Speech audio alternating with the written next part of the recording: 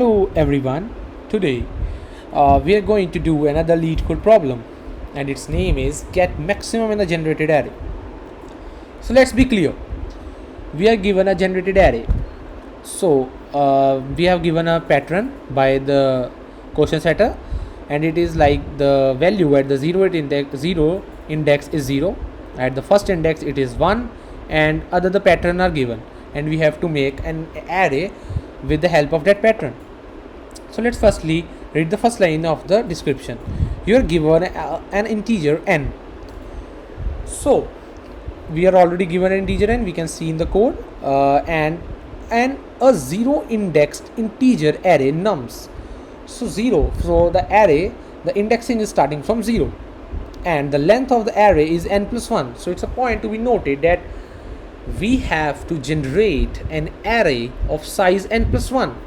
So what will be the index, the last element index? It will be n, because we have n plus 1 as the size and the last element's index is always the size minus 1, so it will be n. So firstly we will pass these two cases. We will simply have a if condition. If n is less than 2, then we will simply return the value of n. Okay, so I think you got this point, because if the compiler, we will enter 0, it will return 0, and if in the case we will getting 1, the compiler will return us 1. So simple. We are just passing these cases, and now the real game is we are going to start the real game. So we are given here nums of 2 into I. So what is 2 into I? It's a even integer, or we can say it is these are the even indexes of the array. So what it can be? It can be nums of 2, it can be 4, it can be 6, it can be 8, it can be 10 till n. So what we're given is, let's say I will take at index 4, what will be the value? Firstly it will be equal to nums 2 into I. So what will be the I here? I will be equal to 2 and nums of 4 will be equal to nums of 2. So here we are witnessing that the value of the value or the data which is present at the even index of that array is equal to the value which is at its half. So we can firstly we have to declare an array. So we will declare it nums, and here people often make mistakes. Here it is written the length n plus 1. So we will declare n plus 1. So yeah, then we will initialize the values at 0 index and the first index. It is 0, and for 1 it is 1. Okay, so now we will run a for loop. We will initialize it to 2 because we have already done 0 and 1. We will initialize to 2 and then we will run it till n. Why n? Because the size of the integer is n plus 1. What will be the last index? It will be n, and then we will take the condition, it will be I plus 1. So yeah, so what we will do is, firstly we will identify I have just told you that it is half of the index. So the value at present at the index, or the index by 2 are equal.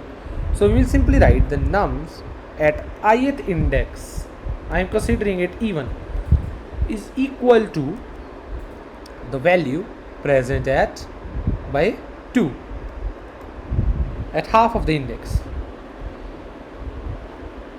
So here if we initialize it, I is equal to 4, it will be equal to 2. So here we can also see the present the index 2 is equal to 1, and at the 4 it is equal to 1. So yeah, I think we are satisfying these cases, and then we will move further. So what is the next condition? It is nums 2 into I 2 into I plus 1. Yeah, so how we will do this? So it is actually they are representing what the represented is in even integer plus 1. So what are they representing? They are representing odd index. So what we will do is these are like 3, 5, 7, 9, and it will go further like this. So let's take nums of 3. What it will be equal to? It will be equal to 2 into 1 plus 1. And what will be the I here? I will be 1. So yeah, so the I will be 1 here, and it will be equal, the nums at the third index will be equal to I, and what we are given here, we are given I plus 1. So what it will be? Nums of 2. So here we can see this pattern. The whole data of the array is depending upon the previous values, the values of nums of 0, 1, the 2 is depending on 0 and 1, and like this the 3 is depending on 1 and 2, and like this we are getting the whole array. So for odd, we are like in the small classes also, we all know, like if you are familiar in that type of coding, that the odd mod 2 is equal to 1.